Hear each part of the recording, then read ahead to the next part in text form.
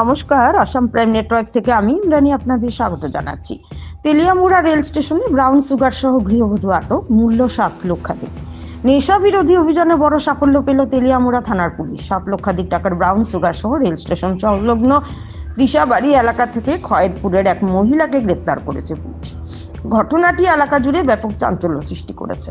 থানা ইনচার্জ জয়ন্ত দে জানান, সুনির্দিষ্ট তথ্যের ভিত্তিতে তেলিয়ামুড়া রেল স্টেশন চত্বরে বিশেষ অভিযান পরিচালনা করা হয়।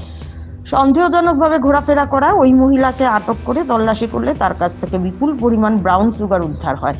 বাজার মূল্য আনুমানিক 7 লক্ষ টাকার বেশি। ওসি জয়ন্ত দে আরো জানান, অভিযুক্ত মহিলাকে আইনানুগভাবে আটক করা হয়েছে এবং গোটা ঘটনা ইতিমধ্যেই তদন্ত শুরু হয়েছে।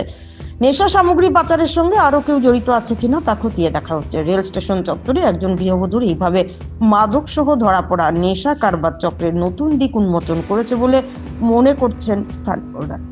ত্রিপুরা থেকে গোপাল সিংহের রিপোর্ট, আসাম প্রাইম নেটওয়ার্ক। আমাদের সিক্রেট এজেন্সি যেটা আছে সেই এজেন্সি এবং আমাদের একটা যৌথ রেড করা হয় আজকে তেলিয়ামুড়া দিশাবাড়ি রেল স্টেশনের মুখটাতে। আমাদের কাছে খবর ছিল যে একজন লেডি কন্টামেন্ট আইটেমস লাইক ব্রাউন সুগার নিয়ে যাওয়ার কথা।